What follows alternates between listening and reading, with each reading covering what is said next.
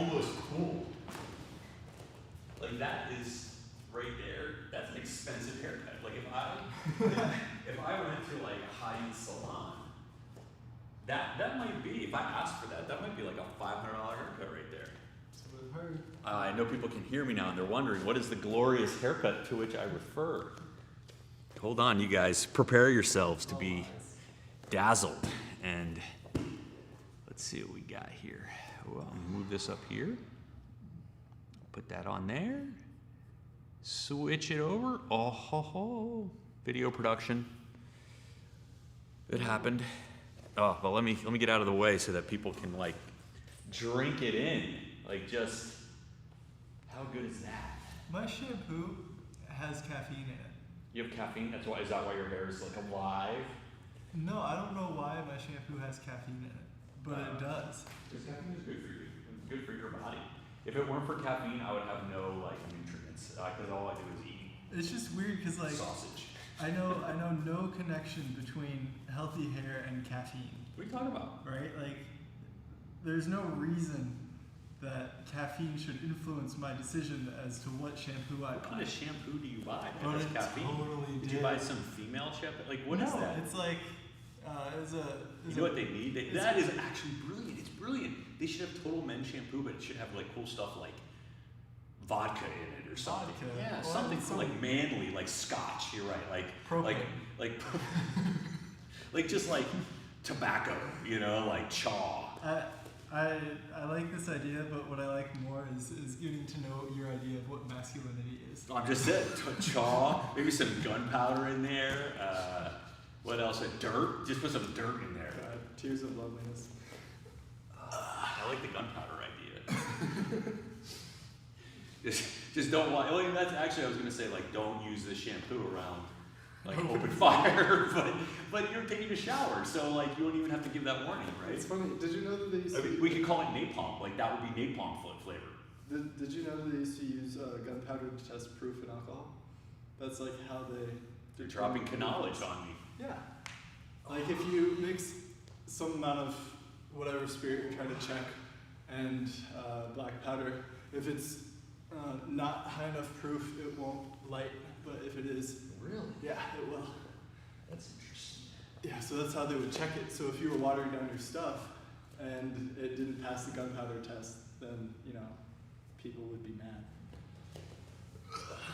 I'm sure there's a name for it that I'm not remembering.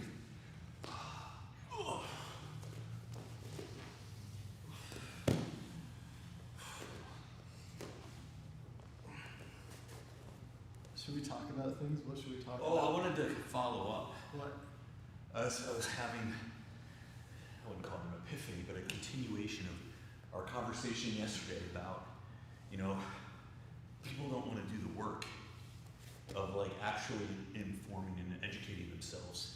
And my follow-up to that is that that's the big problem, is that people want something very simple, right? A lot of people, not everybody, but a lot of people, they want like a slogan and a label. They want essentially a team to be on and to root for. Yeah. And so if you just kind of can label people up, and that's kind of your MO, then, you know, Yeah. that's a problem. That's a problem. And here's an example of it. You know, I can say like, you can pick whatever party you want. You can say, you know, the party writ large stands for X, Y, and Z or whatever. Yeah. But there are people within, you know, nothing is a monolith, right? There are people who are thoughtful in almost every, Yeah. you know, organization. So, you know, you can say, or not, right? I mean, it's one of those things where you can pick up, you know, an organization or a party or whatever and say, you know, yes for this or that, but it's not a sports team, right? Like, we're not just talking touchdowns here. But it kind of is. Like, news and history is both presented to people Well, more or less as a story. But not so that's a the collection of facts. news. You know, like when you look at CNN and Fox, they have an audience that they are catering to. Yeah. And I mean, this formula works for them. They've made a lot of money Yeah. by pre-packaging and labeling everything for you, or for whatever their perceived viewers that's a problem. Like that kind of like that I'm just gonna watch and get all my news from this source. Yeah. As opposed to like actually educating yourself, like taking some time and not expecting everyone to like digest everything for you. Like that's the issue. But that's like do some work. That's like what, actually that's what like think for yourself. That's why I pay a company to do well, that. Well, like then that's fine, right? Like, so it's fine. It's fine. No, it's totally accurate. Like I get people who say like, this is a biased media source. Yeah. Yes, it is biased. It is. Some are more or less. Some have a little bit more pretensions to objectivity, but they're all biased in the sense they all want to make money and they want to like, sell as much advertising as they possibly can. Some are just a little bit more hesitant to like be partisan, right? Because they have their own, they have their own bent. But like, that's fine. But like, don't go say like, oh, the Washington Post is biased, which it is. It's biased, right? It's trends a little bit liberal and it's owned by Jeff Bezos, so you're probably never going to hear a bad word about Amazon in the paper or big tech. Yeah. That's fine, right? Like it's okay to say, yes, I don't trust the Washington Post on reporting on big tech because it's owned by the guy who owns Amazon. Okay, I get that. I agree. I would take everything that they say on that subject with a healthy dose of skepticism. But don't then go to YouTube and watch some quote unquote independent journalist who is like nakedly biased and partisan, like and whose reporting is terrible, and tell me like, oh well, I prefer to get my news from this guy, even though he has no, like you just like I went to one of these guys actually. I went to one and now I get the whole feed, right? YouTube just gives me what you want. That's right. So now I have like Ben Shapiro on my YouTube feed, and the Hodge twins, right? I don't know those. Well. Let me tell you, I started watching them, so I was like, you know what, I make fun of them because I see little clips, so I'm going to watch a video, and then I watch one video, and now all of a sudden I have like a whole queue of 50 videos of like diamond and silk and who knows what else. And now you're mad for no reason. And now I'm like a MAGA forever. the brainwashing has worked. But like, I watch these guys, I watch the Hodge twins. They're not thoughtful people. They're not like informed in any way. If you get your news from now they're funny. Like, I get that they're entertaining. That's what they have personality. Like they're more fun to watch than the nightly news. Like in order to get around like the moral responsibility to fact check, just labeling yourself as an entertainer. Like, oh, I don't know what I'm talking. Like Joe Rogan does this. Well, Joe Rogan's a little bit better, I'd say, but he walks that line very well. Yes. He will give free reign to whoever will bring viewers. I mean, he's in the business of selling advertising, just like everybody else. Like if he can get 20 million Jordan Peterson fans to come on and like listen to the play, yes, he'd be a fool not to. Yeah. Is there any news source that, or I guess no, but like, what would be the best news source that is the furthest away from advertisement influence? I would say if you just go to AP.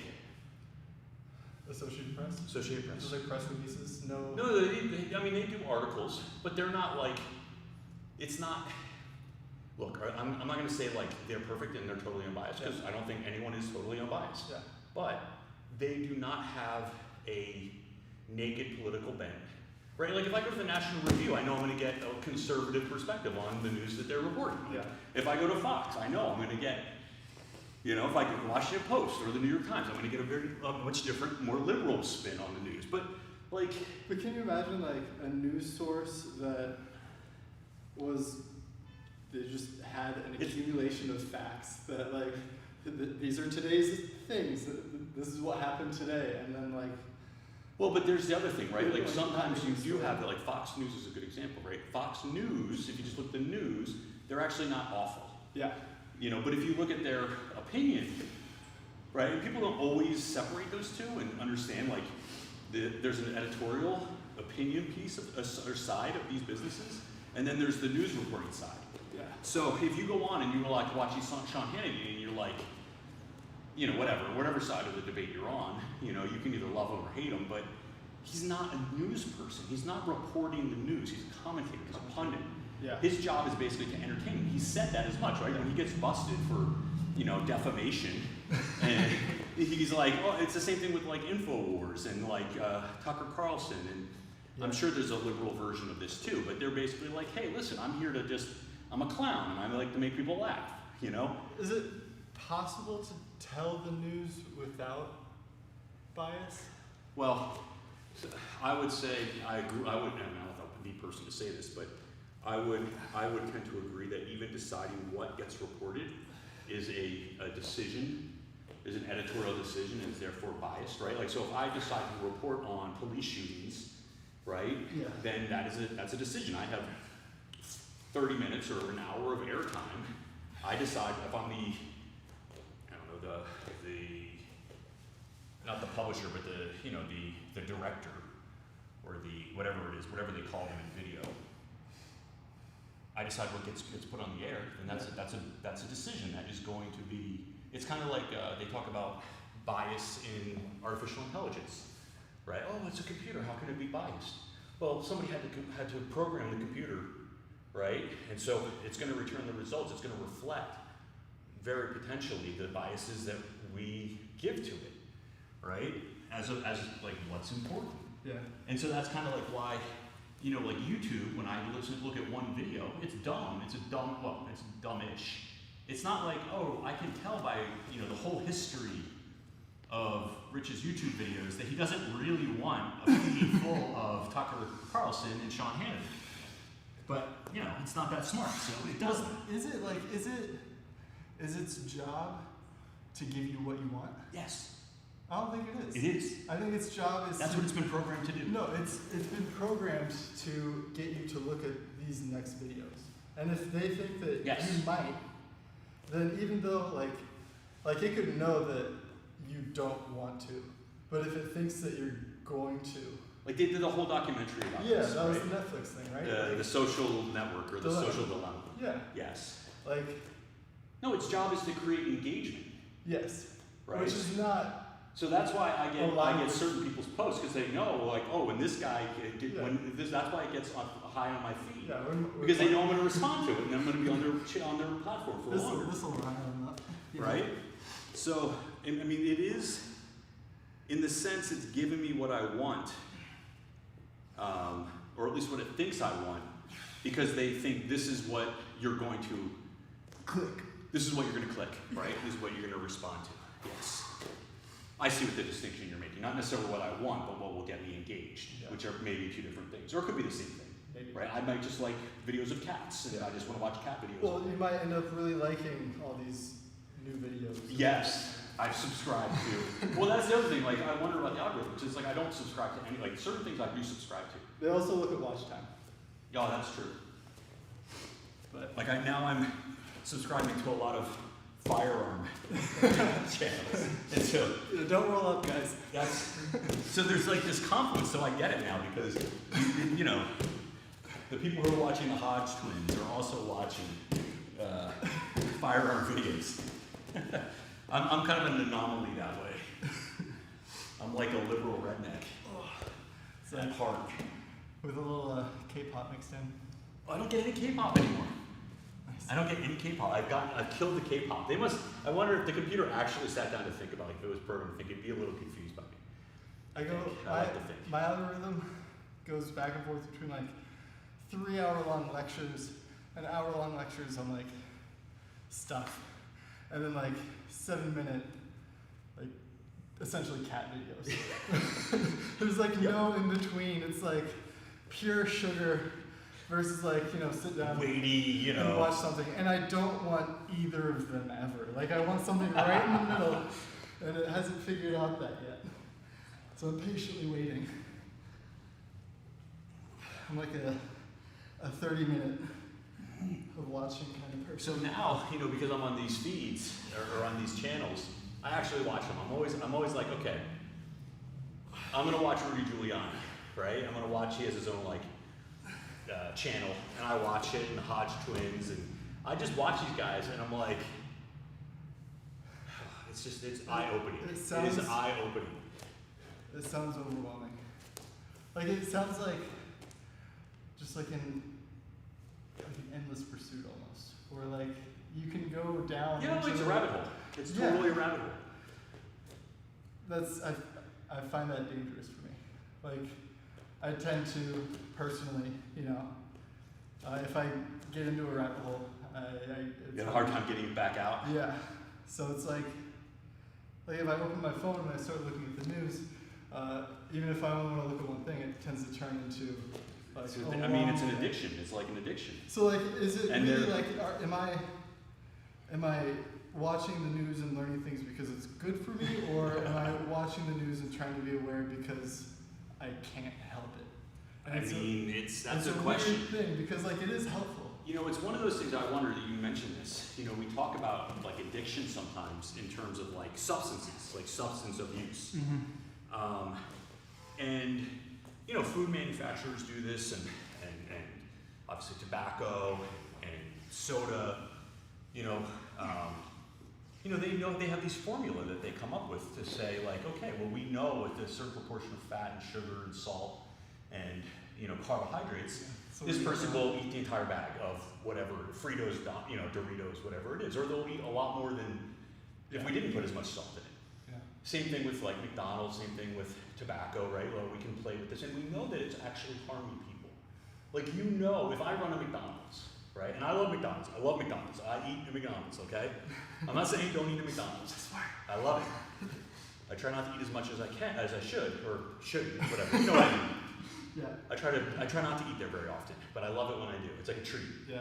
But if you run a McDonald's, that like you are contributing to the world's obesity and diabetes problem, right? Like you have to know that. You have to know if you sell cigarettes that you are selling a product that is harmful. Mm-hmm. And you can say, hey, everyone can make their own personal decisions, and that's fine. But like that there's a certain percent of people that like are making poor personal decisions, like they can't control themselves. Mm-hmm. They're not making a decision. They are like hooked on whatever the thing is that you're selling. Yeah.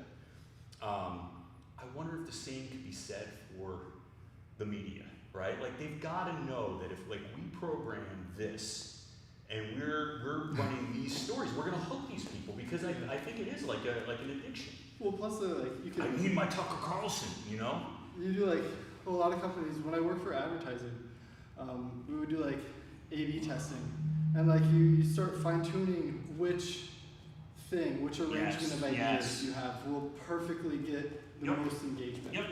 And that was like worship where I worked. Like we'll just do A/B testing on it, and it'll all work You out. want metrics. You want numbers. Yeah. Right. Like this works so much more. This is the percentage. And it's nice because like you can also tell the client that you're doing A/B testing, and the clients love that, right? Because like A/B testing is so popular.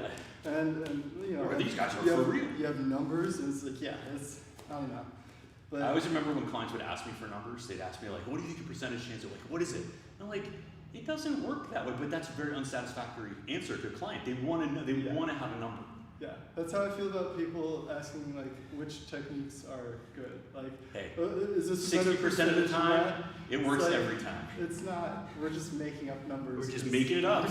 So I just made up good numbers, I was just like, I think there's a 97% chance that we're going to win. Speaking of addiction, Media addiction. well, I was. Jiu-jitsu addiction. Yeah, I was thinking about jiu-jitsu addiction. Like I've encountered people where, like myself included, Yes. where they spent probably more time than would be considered healthy training. Yes. Sure. And where it's like taking away from the rest of their lives type thing. Yep. But at the same time, like jiu-jitsu, on the whole, I believe is like good for people. Right? Is there a way that, like, if you had this sort of student in your academy, they're like the hardest worker in the room. They show up every day, they train hard, they have a good attitude, but you know that like that's all that they're doing. Well, I mean, I think any kind of self-destructive behavior, right? If you see somebody who's like, I lost my job and my wife left me and, I just want to train. I just want to train. You gotta love that guy. That guy gets a purple belt no matter what. I don't care where he is, he gets a purple belt. But, I mean, I don't think that it's healthy to have a school where you encourage that kind of obsession. I mean, on the other hand, there are people that they are living an unhappy life. Yeah. Like I was watching something today, and the woman was like a fitness instructor, and she's like, I used to be a lawyer, Yeah. And she's like, and then I realized like I wasn't happy. This wasn't my passion. And so she left her job. And so that's like a similar thing where you kind of say, where you can envision somebody who's like has a real job, a real life, and maybe they're not happy in their whatever their life is, and they want to leave it. And you know, jiu-jitsu is something they want to make a change to, right? So I guess it is context specific. I wouldn't say that, hey, you know, leaving your job and your family is a good idea. But I mean, I can't speak for everyone. Maybe they have a terrible family life. You know, like I don't know. But like going to jiu-jitsu isn't gonna fix it. Well, but maybe not, but it could, right? Like maybe that is the change that person needs. You know, I don't know. But if I thought that someone was like, if you talk to somebody, you say like, what do you really value? You know, and they'll tell you like, well, I love my family, I love my job, and then you say, well, that stuff is all suffering because of whatever it is that you're doing. You know, like you can't tell somebody what their goals are, especially if it's a grown person. Yeah. Right? Like, no, that's wrong. Like, I mean, hey, look, if you really want to make jiu-jitsu your career, that's up to you. I don't know if I agree with that, but you know, you're 62, and you know, probably not going to win the Masters. Maybe the Masters blue belt, but I don't know what the blue belt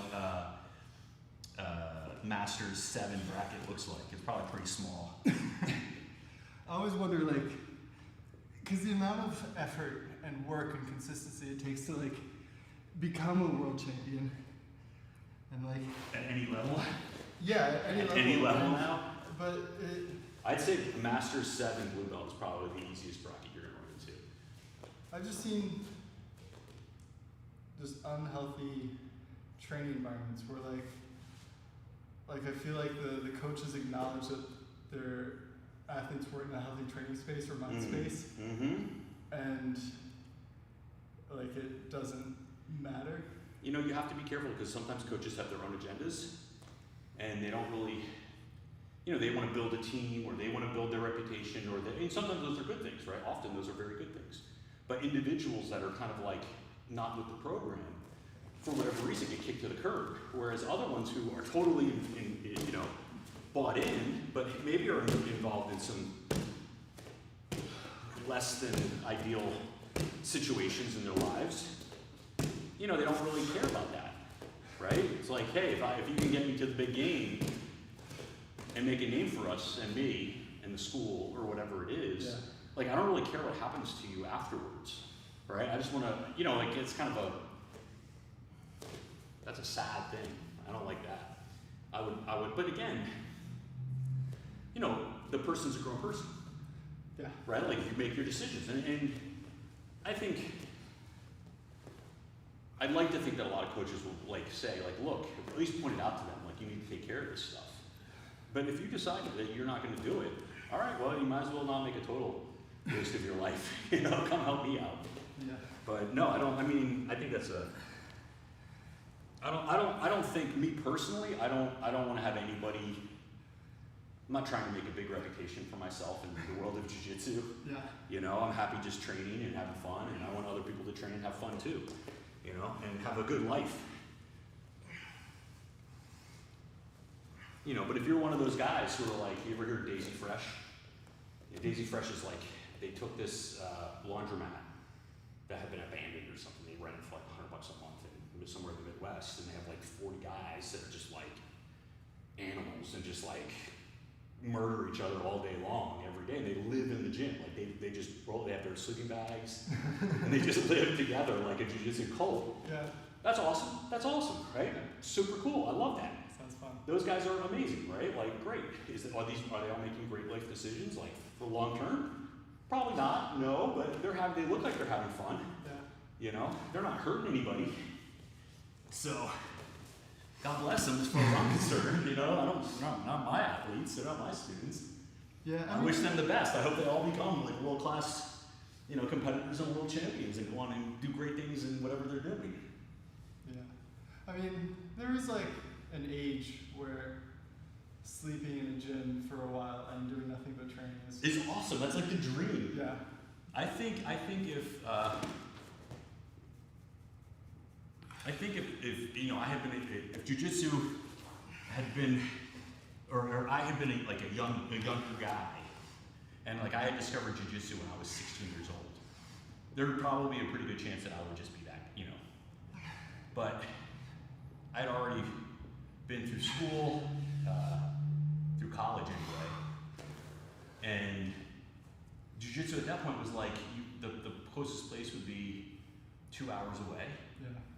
It was only offered 3 days a week, you know. It's usually at a place where jiu-jitsu was not taught all the time anyway. It was like some warehouse or a gym or you know, somebody else's martial arts school. You know, there was no, unless you went to Brazil, and even then, that's super scary. That's super, like, you have to be really, and there were guys who did it. You know, there were guys who definitely went off and were like, I can't get any jiu-jitsu here, so I'm just gonna move to Brazil and just train in Brazil. Everybody did that. You know, that, God bless him, you know, that's awesome.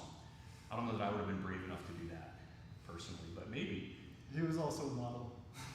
Well, yeah, I mean, you know, I probably could have modeled my way through to my jiu-jitsu career as well. But no, I know guys who definitely were not models who, you know, went and they just said they were going to sleep somewhere on the beach. They didn't care. They just went, you know. I'm like, there's a certain personality that are, you know, risk takers that are willing to go off and do that type of stuff. Some of them we never heard from them again. You know, we don't know what happened to them. The other ones, you know, went off and they became Abu Dhabi competitors and whatever.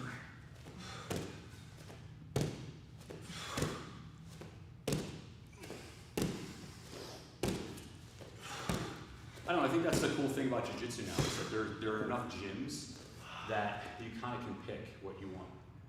You know, if you want to have that environment where it's just competition based and that's the focus, you know, and that's what you really want, you can go and get that. And they're not gonna be nice to you, you know, necessarily. Maybe they will be, but you know, like that's not the focus. They're not there to like pat you on the back and tell you what a nice person you are. They're there to help you get medals, you know. That's fine. And then there's places for MMA, and there's places, you know, and there's just enough places now that it's not a one size fits all. What are other types of schools? Like if you were to create, I don't know, like archetypical schools, like the competitive school, like what school are we? We're not competitive. No, I think, well, we're very young too.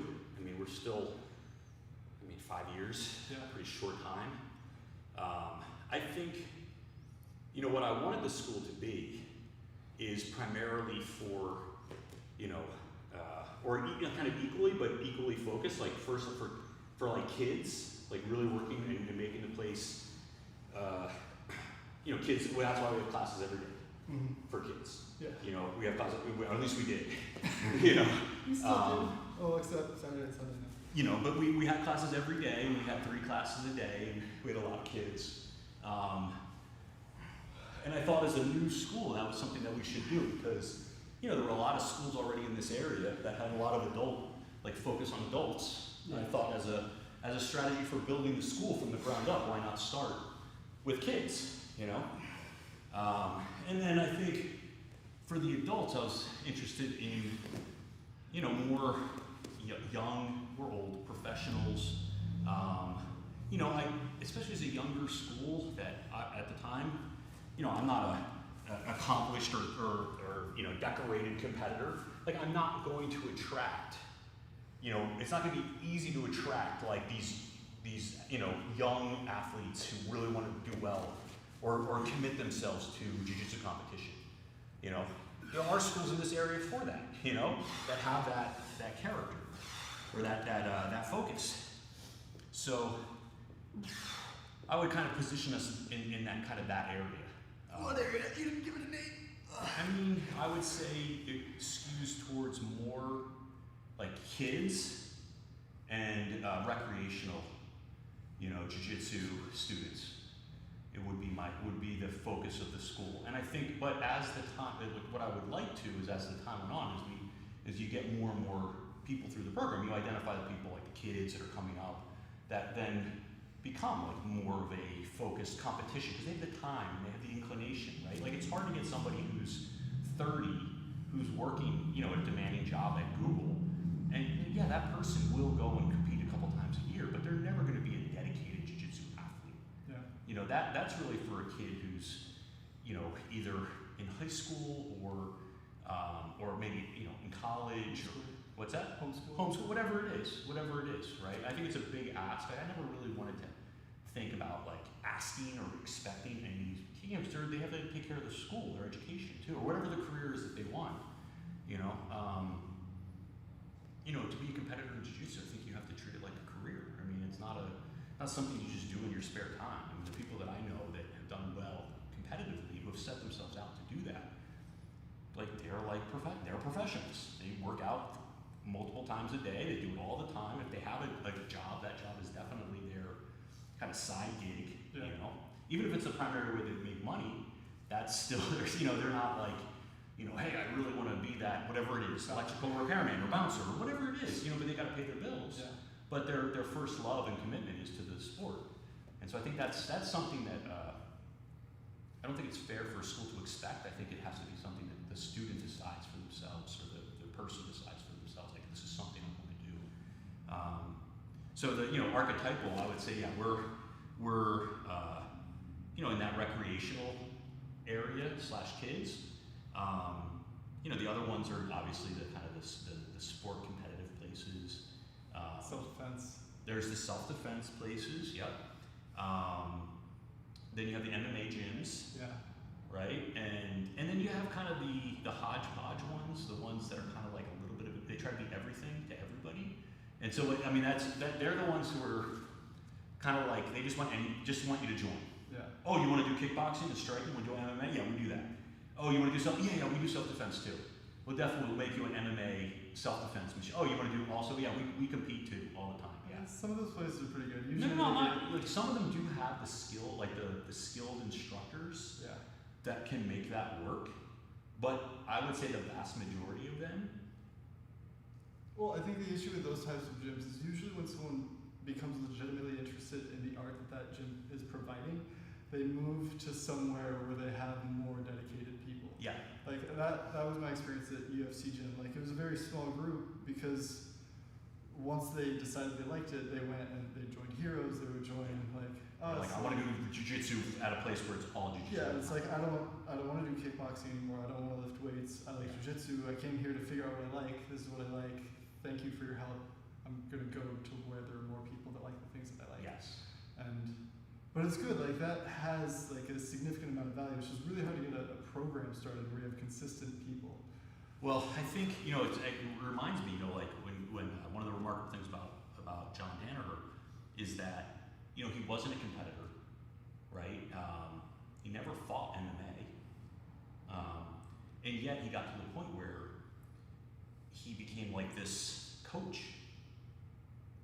Respected by, you know, everybody, gi, no gi, you know, MMA, you know, he's coached enough, he's been around enough coaches or athletes, and he learned enough from them and learned enough himself, and he became this thing where he was this person that he was able to coach many MMA champions, you know, and many jiu-jitsu champions, despite not ever achieving anything himself. So I guess I'm going with that one. I'm going to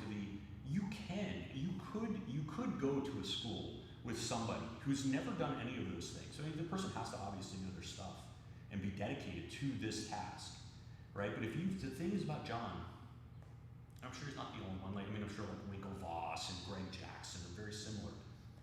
Is that they are real like kind of students, and they've dedicated themselves to being the best coach, as opposed to being the best competitor. Yeah. You know what I mean? Like the best competitors aren't always, probably rarely ever, the best coaches. I can only think of a few people who are like Hall of Fame, or even, you know, like, you know, all pro, or whatever, however you want to categorize them, athletes in their day, who are also then turn around and become great coaches. Yeah. It's usually like the guys who are either, you know, they're kind of the role players on the team. Role players, what? Well, like for example, like on Golden State Warriors, you have Steve Kerr. Now Steve Kerr is a NBA champion, right? He was a shooting guard for the Bulls when Michael Jordan was on the Bulls, right? So he won like 2 or 3 championships. Wait, there's a Steve Kerr and a Steph Curry Yes. on the same team? well, one's a coach and one is a player. And my point is that Steve Kerr is not like, no one ever was like, Steve Kerr is the guy on the Bulls. Yeah. I mean, he was like, he had one job on the Bulls, which was, Pass to Jordan. well, no, actually it was the opposite. So Jordan would, especially in these moments where, the game's on the line and it's a close game, they would double team, where they would construct their defense or their defensive play around stopping Michael Jordan. Yeah. And so Jordan was pretty good, but it was a higher percentage play to shoot or to pass to the guy who was like what do they call a spot up, Yeah. like a dead eye shooter. Like if you leave him open, he will make the shot. Now Steve Kerr's like the different, Steph Curry can make his own shots, Yeah. right? Like he's not a big guy, but he can just shoot from anywhere. He's very quick. He's got an amazing, dribble, ball handling.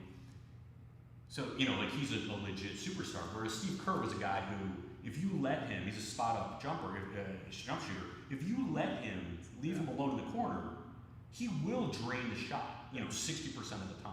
And he's not going to be, he's the type of guy who's not going to be afraid of the moment. He's not the guy that's like, oh my, it's like the field kicker. Yeah. Right? Like the field kicker in football is like, he's got, in a way, the easiest job. But the highest stress. But also the highest stress, right? So that's what he was. Yeah. It was like he'd go in the game when it was on the line and they knew that Jordan was going to be double, and the other team didn't have any choice. They had to double team Jordan. Yeah. Right? And so he won a bunch of important games for the Bulls. But he's a role player. He's not like Dennis Rodman who goes out every night and gets 20 rebounds. Yeah. Right? And is like a Hall of Famer. I don't know if Steve Kerr will ever. He probably will go to the Hall of Fame based on his coaching and his playing. But he's not a Hall of Fame player. You know what I mean? That's what I'm saying. So you could be, like as a coach, you can be Just like a solid guy. but he's a great coach, right? Yeah. Because he knows how to deal with egos and he knows what it's like to play with, superstars and kind of like how to construct a team around that actually can function, Yeah. right? Like what chemistry, like the chemistry that you need on a team sport. Yeah. But I guess my overall point with all of that was just that like you can go to a gym that does not have, a world champion instructor or a MMA fighter, or whatever it is. And if that coach is dedicated enough, they can do a great job and help anybody. I think it's not easy, and I don't think it's common. But you can't just look at a gym and say, well, there's who teaches there. Oh, well, they didn't win the worlds 18 times, therefore they suck. Yeah. That is false. That's just not nor can you say that just because somebody has won a bunch of times that they are a great instructor and or coach. Yeah. But it helps. I feel like, because it's not just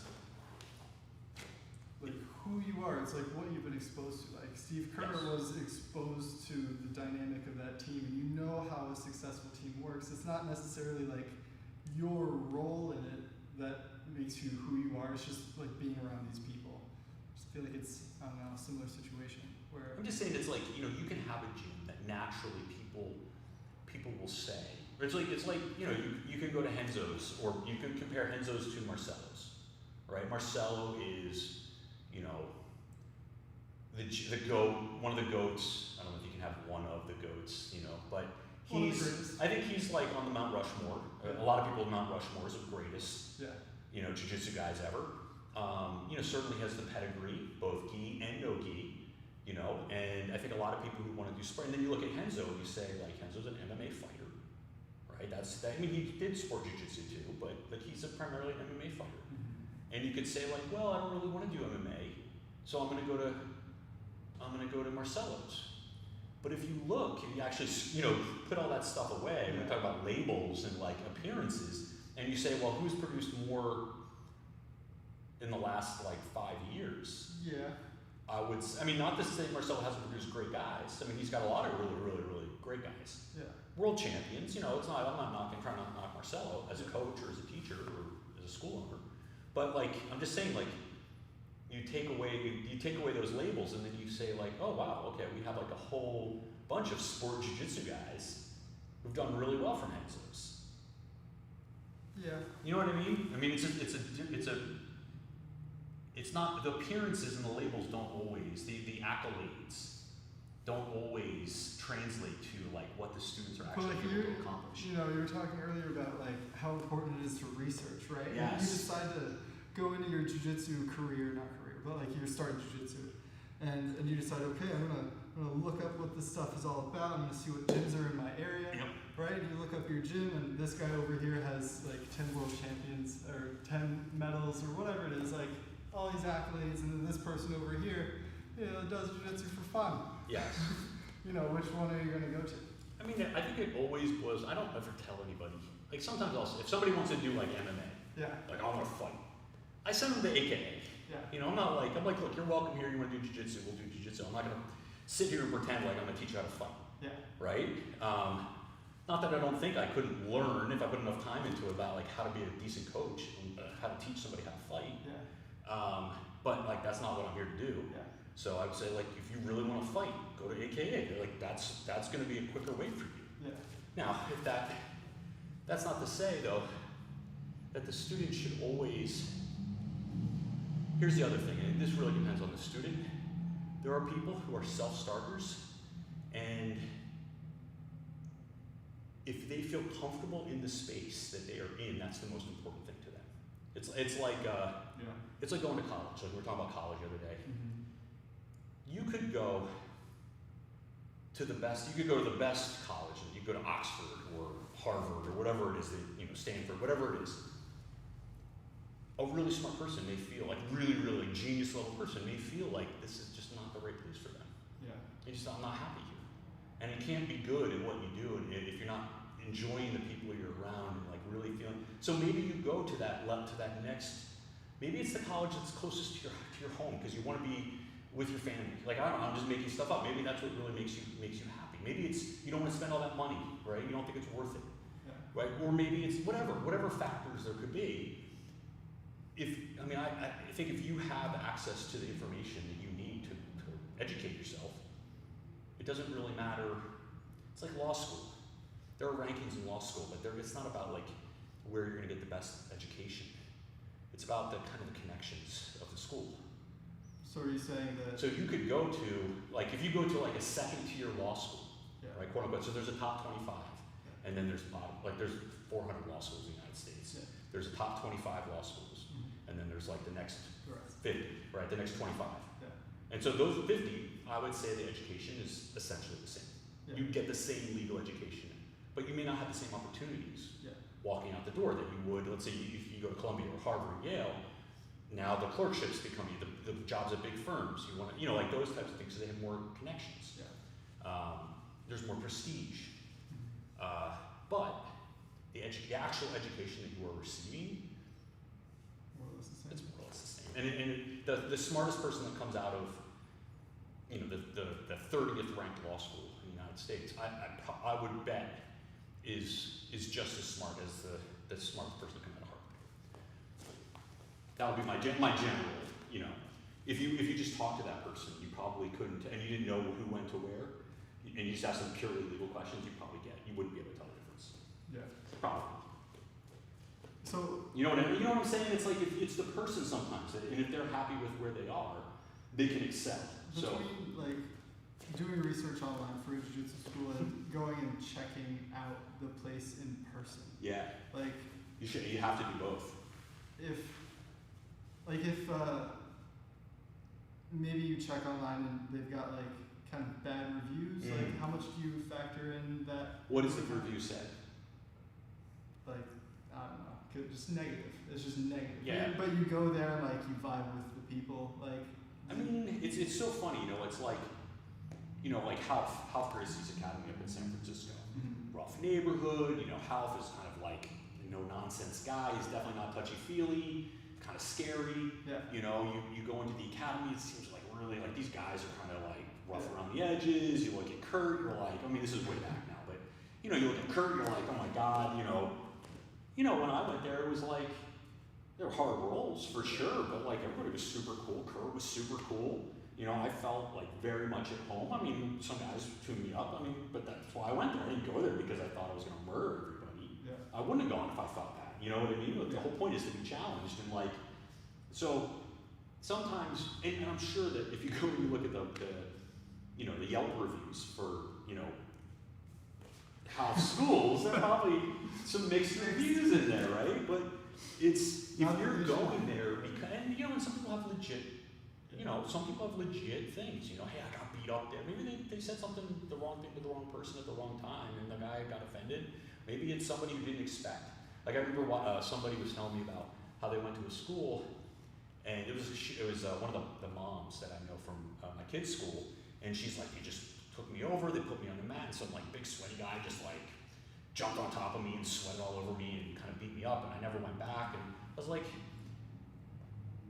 yeah, it's not a good experience, right? It doesn't mean it's a bad school, and if she had given a bad review, it would have been understandable, but like, I think ultimately you have to go and you have to like spend some time at an academy and like understand, like, do I get along with these people? Because you're spending a lot of time with them and you need to trust them, you know?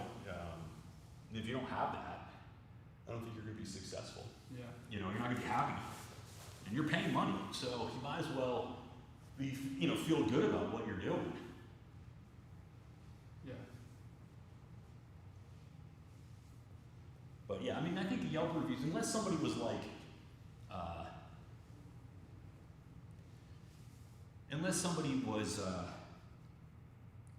you know, there's a story like, I mean, sometimes there's really bad stuff that happens, in which case maybe you can write it off completely. But I think also another helpful thing is to actually talk to other people.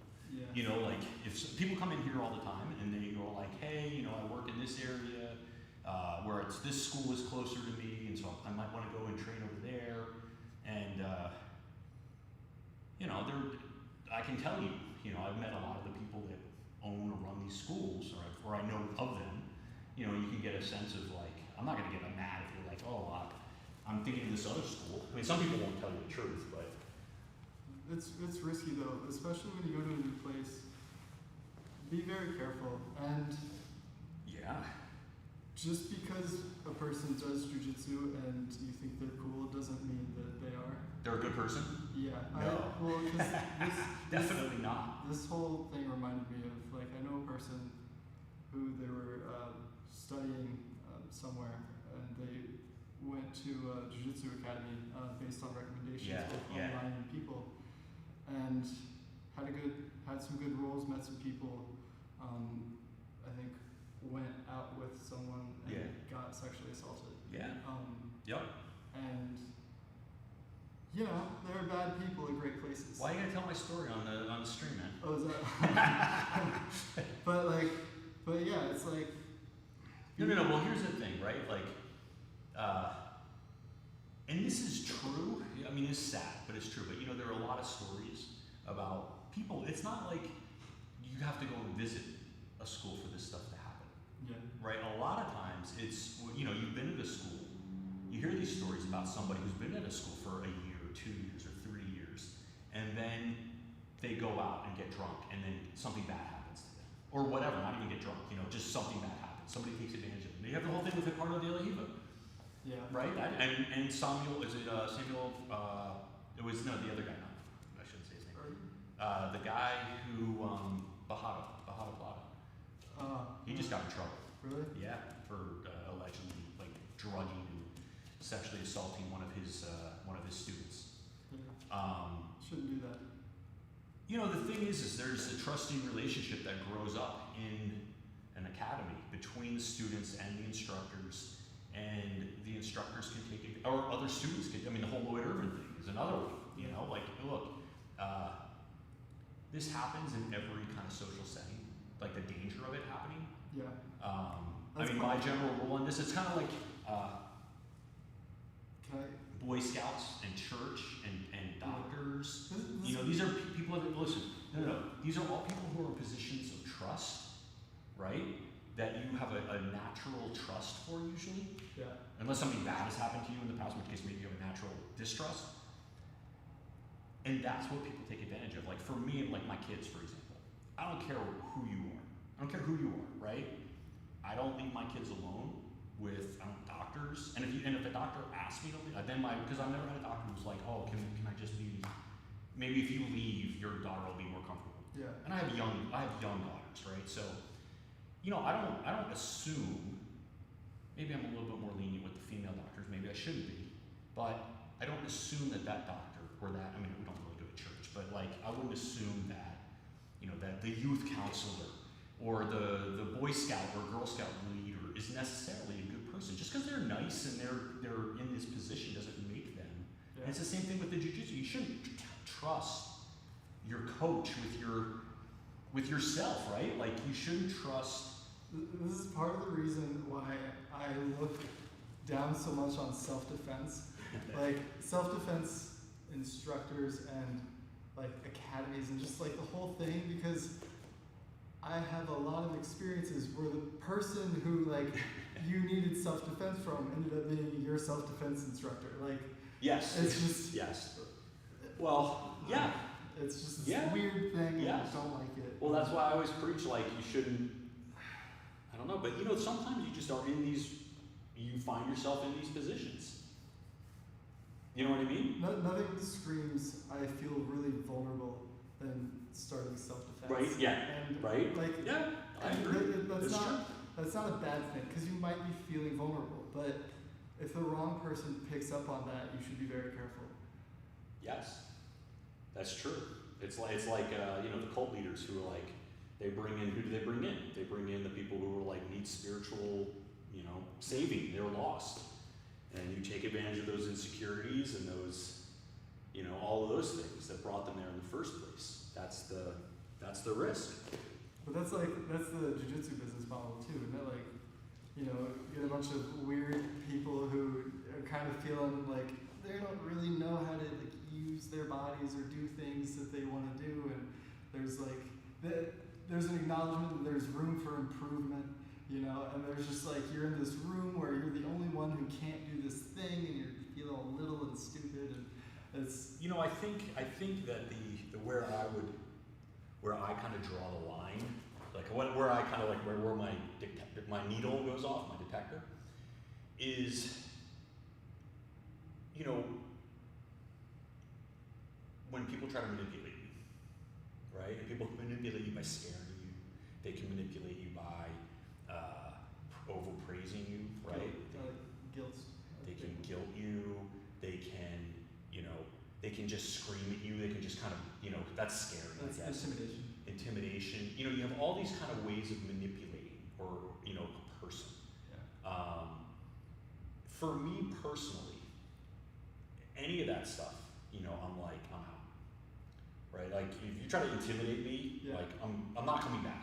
Right? If you try to scare me or you try to guilt me, like I'm like, you know what I mean? Like those types of manipulation, it's not going to work. But it's fun though. But if you praise me, then I'll stick around. praise is good. So But what's interesting, like a lot of, at least for me, positive. You got to be positive. the jiu-jitsu that I do incorporates some of that behavior, right? Like that intimidation, like I Yeah. can impose my will, and I can send you the message. Yeah, it doesn't have to be verbal, right? Yeah, It can like- be physical. Like if you don't let me pass this thing. Well, I used to have this boss, right? I used to have this boss when I came here. I joined this small firm, and he liked to walk around the office with like this baseball bat.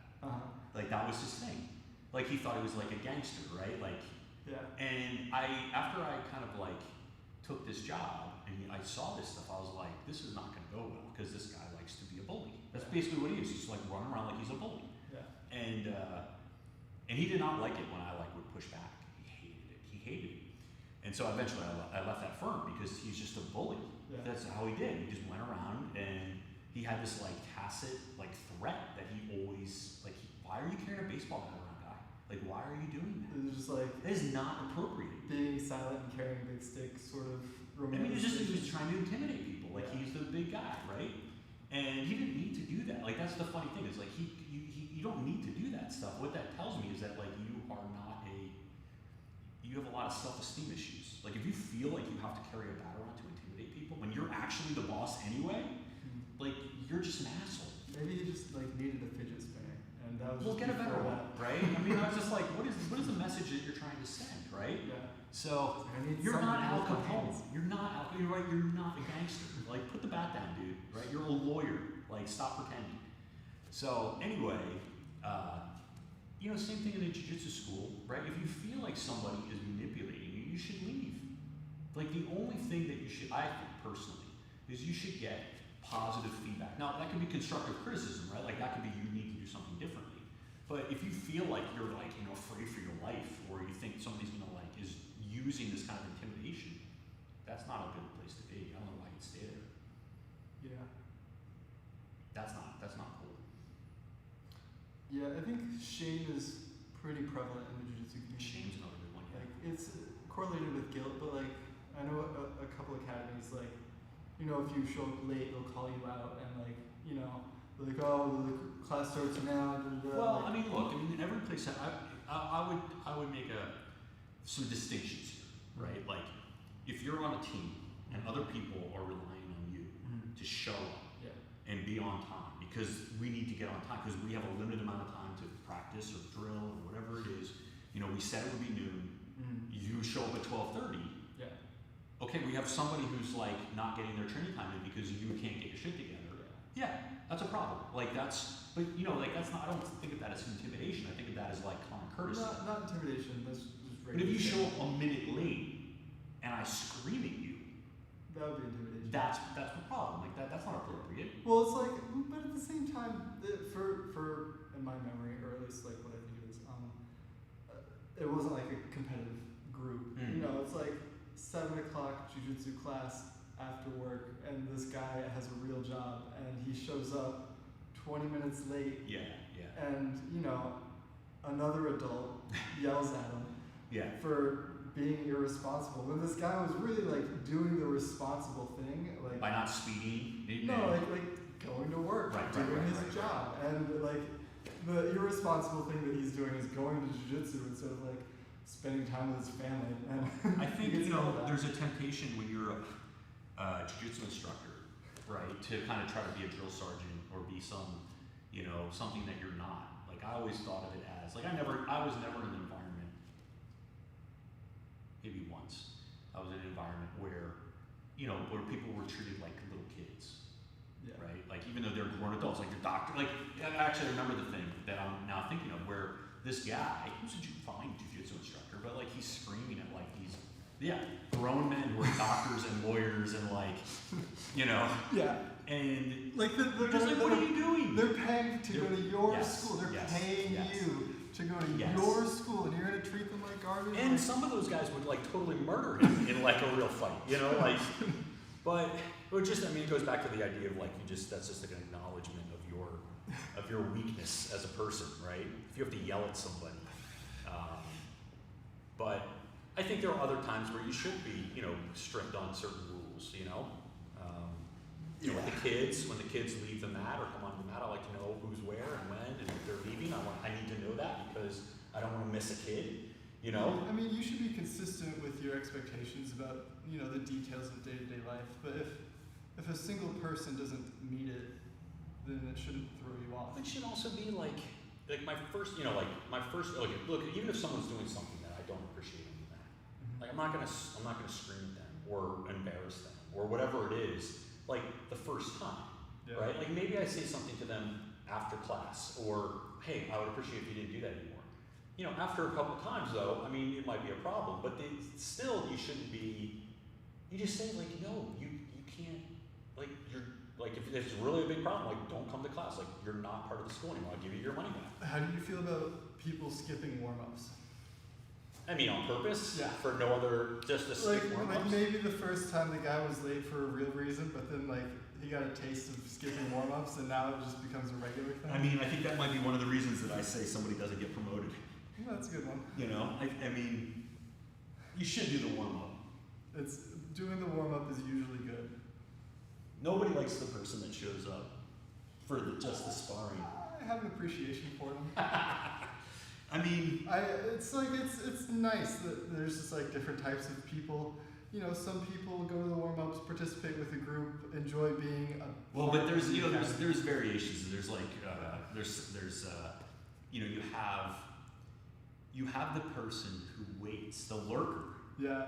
Who will wait until you've had the guy who will wait until you have a hard roll. Yeah. And then jumps in fresh for you, after you just got murdered or do whatever, you just had a battle, a war with somebody, and they're like, hey man, let's roll. Like you're a purple belt, you've been squishing this blue belt for his entire career, and now you just like got your butt wrecked and he's just like eyeing you from a distance. There's the blue belt ready. This is my opportunity. Or you have the guy who shows up, like with 20 minutes left in the session. Right? Or at the end of the session, right? Everyone's tired and beat and they're ready to go, and you're like, hey, let's go. Like, what's the point? Like, if you show up, what's the point in rolling for 15 minutes? Like, what's the point of any of it? No, but like, just don't do it. Like, 15 minutes, it's like, some people just want that win. I can't think of an appropriate analogy for that. How many people do you know that, like, if you don't tap them, they're like, oh man, you couldn't tap me. Yeah, but that's, I don't know, but that's what I'm talking. It's like on that level. That's what it is. That's on that level of like competitiveness. It's meaningless. Like it is nice. Maybe if not to that person. But it's nice to you. Like if you've never caught this person before, and you finally catch them at the end of the day, like and you're humble about it. You thank them, and you both acknowledge that person was tired as shit. That's a good thing. Like it's a step forward. But if that's your MO, where you're you do that every day. And you there are those dudes, man. And there you build yourself up with that experience. Like or the guy I can who be that only guy, trains with like the that smallest people. Yeah. Like that guy. Yeah, I've never really encountered that. You also have the guys who are really good, but they only train with people that are not as good as they are. No. They never. We had a couple guys at Henry. We had everybody. We had a couple guys, good guys, not bad guys, but they would never roll like a competitive roll with a guy that probably would beat them. But what's the point? I don't know. I told you about the guy. He's a good guy actually. I like him a lot. He's a good. He taught me a lot, I think. But he rolled with Hodger, and he went hard on Hodger, as hard as he could. Yeah. And he's not a small guy. He was pretty skilled, and then he couldn't tap Hodger. Was it a competitive competition? No, it was like in the gym. It was whatever. Yeah. Hodger was there, and Hodger rolled anybody, he didn't care, and this guy jumped on him, and then he went really hard with him. And then when Hodger got on top, as Hodger's eventually going to get on top, the guy basically quit. Yeah. Didn't get tapped. He just quit. He just quit. Did tap, but he just quit. He was like, I'm tired. Why? Because he was tired. But just stop moving. If you're tired, don't do anything. Then you'll gradually get less tired. You don't have to stop the roll. I don't think he wanted to get. Just don't I do just think stuff he. for a minute. I think he just. Breathe less. Don't be that guy. Don't be that guy.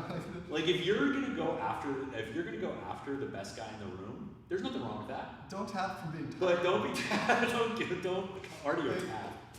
That's embarrassing. Right? Like you gotta be in it. You just at that point you gotta be like, okay, I'm gonna get tapped. If I don't beat this guy, he's gonna beat me, and so be it. Yeah, it was one of those things where there was no time limit, right? It was like it was that kind of role where it was like after class. Doesn't matter. No, I agree. Like if you're gonna go after somebody, like if they get you, they get you. Right? You knew it was no time limit. Like you knew it. In front of the whole school, man. Just give up. Everybody was watching. Shameful. No, but I thought it was shameful to it's one of those things where.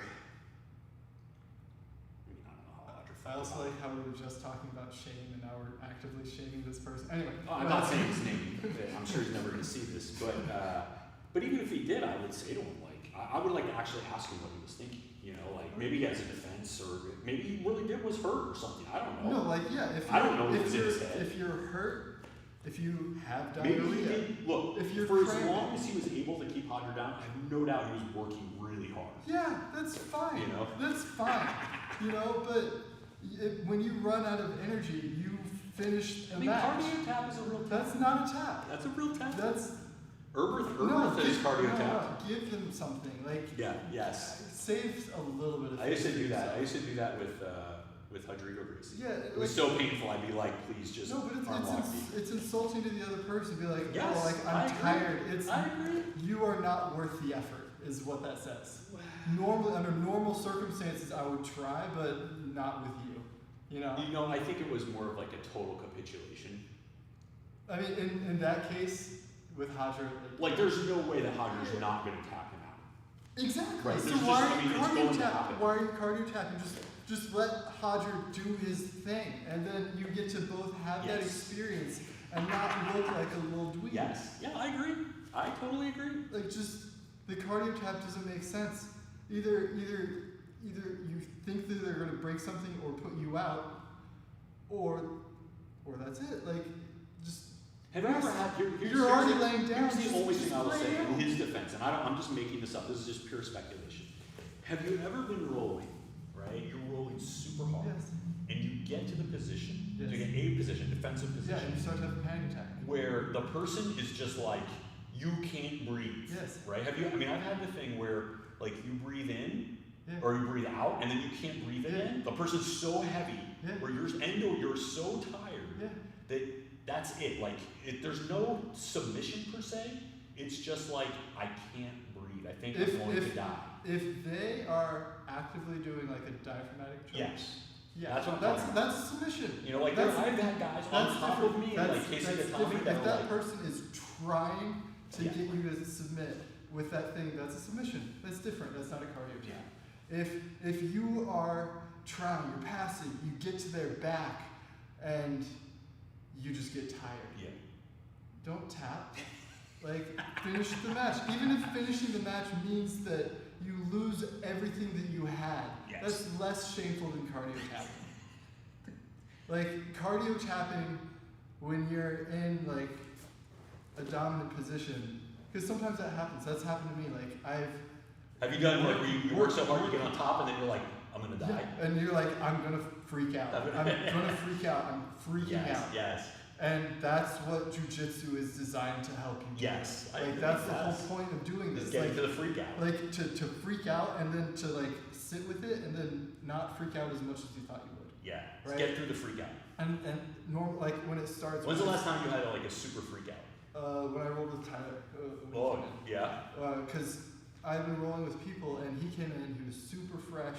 I like rolled with a couple people and he was like going. And at that like day, I was in the mindset like I wasn't gonna give an inch. Like, and so I wasn't prepared for the amount of work I was gonna have to do. Yes. So by the time like I did everything. You that don't I give an had to inch, do. man. It's a Well, hard that work. was like I'm gonna Yes. like do my best here, Yeah.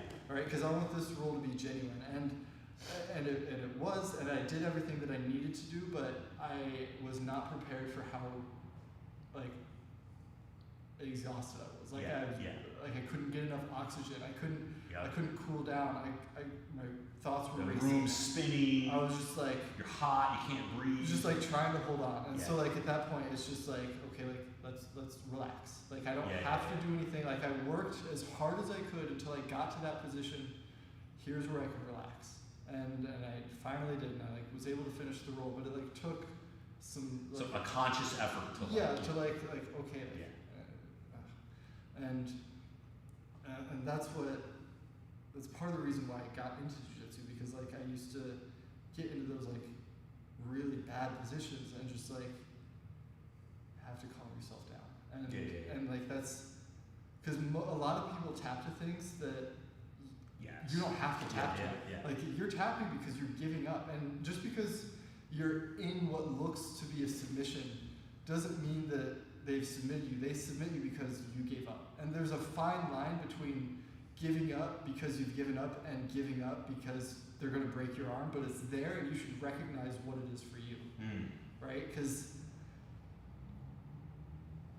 it's just like, for me, at this point, like because I'm so familiar and I'm able to be in uncomfortable positions, I'm very close to that point where I have, like, you have to put it into my heart where I know that my arm is going to break. Right. Because otherwise I'm going to calm myself down and I'm going to be fine. Right.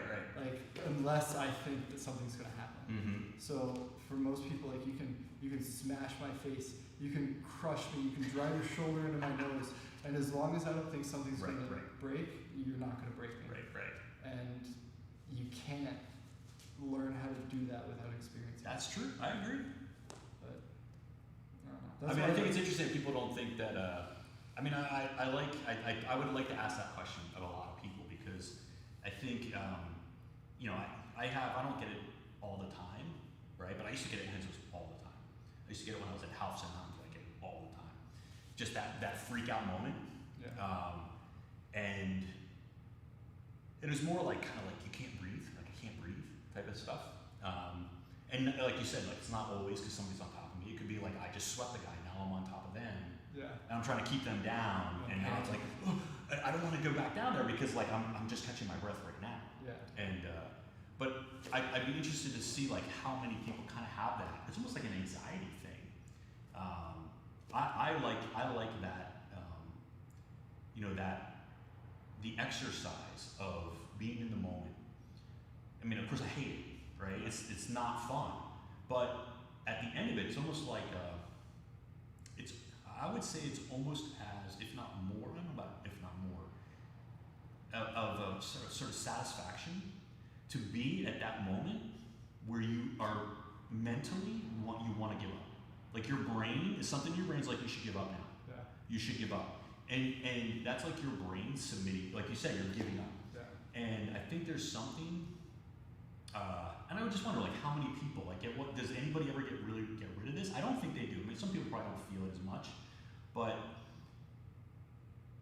that's like defeating that moment or getting past that moment is as satisfying as like submitting somebody else, Yes. right? Like controlling yourself is as satisfying, Yeah. but you have to put yourself in those positions. You have to train. Well, if you're a white belt, you're gonna find yourself in those positions. Like that's. Well, but you're always in the training mode as a white belt, Well, or maybe yeah. not at all. Like when I remember as a white belt, I don't think I ever had any anxiety as a white belt because I had no expectations. That's true.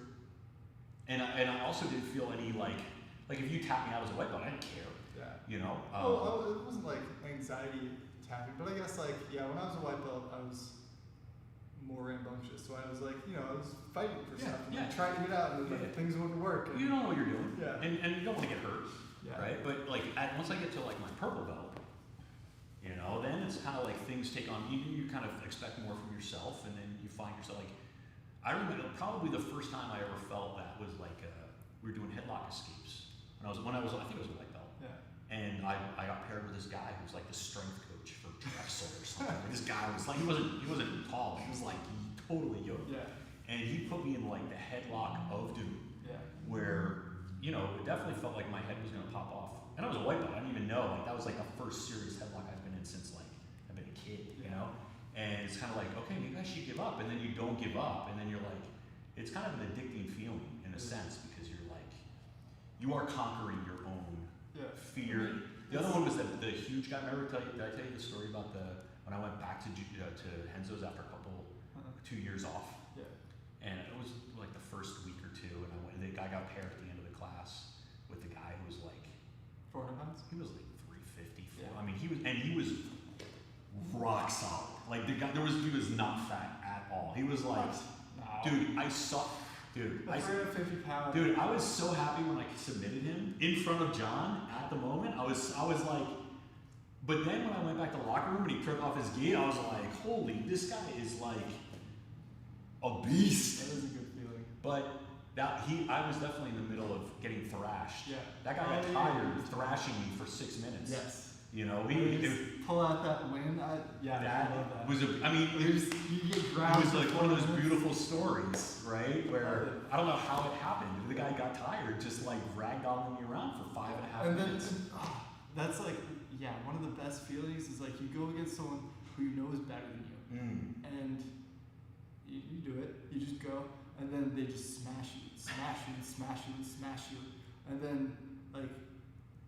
What's good is to endure the whole match. Like if you can just endure, great. Yes. But the best feeling ever is getting smashed and then at the last second escaping and submitting. Yes. Or like they have like 28 points on the board or something, or they would, and we've got like -5 because you've just been like. Well, the funny thing with that one was that I think he was like either a white or a blue belt. Yeah.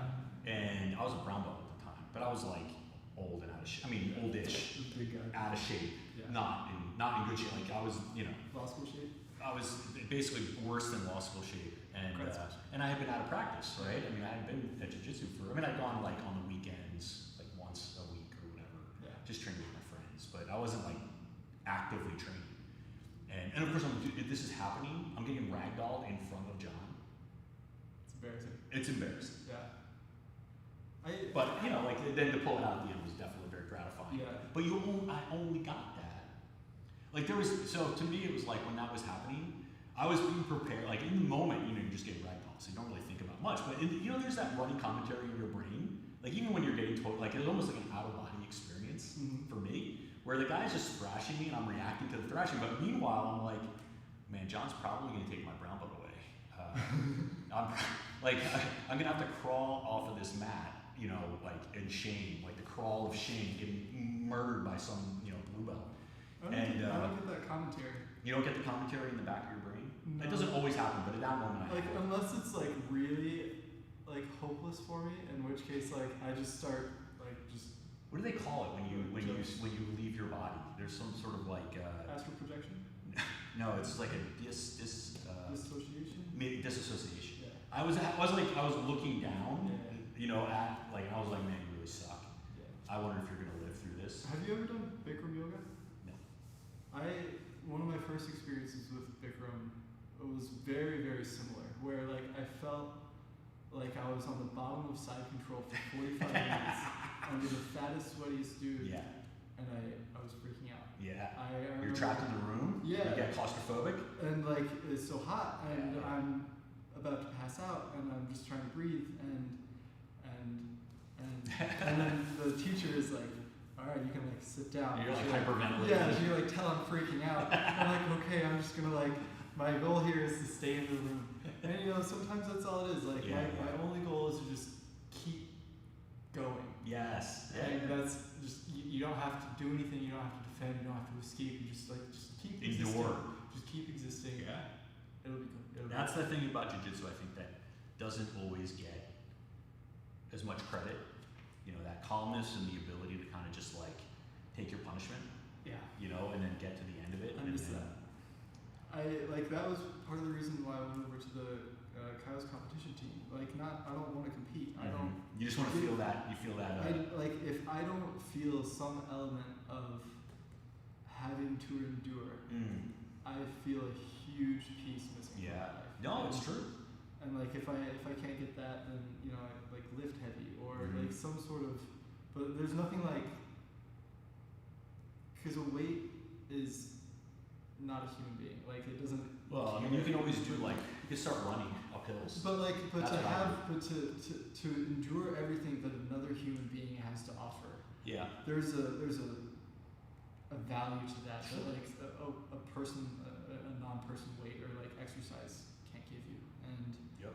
you know, I just part of the reason why I liked jiu-jitsu, especially when I was a white and blue belt, is just like I could frustrate people who would put their whole heart and soul into like making me suffer and making me give up. And this person put everything that they had into it, and they couldn't do it. And like even if I can't submit you, if I can't sweep you, you can't break me. Can't break me. Like that. Unbreakable. Like and Elias and Laird are like that. Yeah. Like you can't break them. Like Yeah. you have to convince them in their heart of hearts that, you know, at least in my experience. Yeah. Sorry, my personal experience. Because I just like I couldn't keep up with them enough, or I can't get them to give up. Like if I had them in an armbar, they would fight until Yeah, it's just yeah. like it's like I'm feeling bad now, but like Yeah. I'm just Yeah. doing it. Yeah. But yeah, it's Yeah. like Hanger was like that. Evan was like that. Like all of my instructors. Tim was not unbreakable, but he highly valued just like being able to endure, and that was like one of my foundational teachings was, like just mental toughness. It's Mental like, toughness. like this foundational thing Yes. to jiu-jitsu, and you know. It's good even if you're not trying to compete. You know, it's It is. good to get Absolutely. smashed even if you're not trying to become a person who smashes. Like there is Yes. value to just being exposed to like a controlled level of violence and being able to push past it with hopefully I elegance. think you need to spend more time bottom side control with Casey. Yeah. I wonder how Casey's doing. I should email him. All right, guys. Good times. Good times. Good times.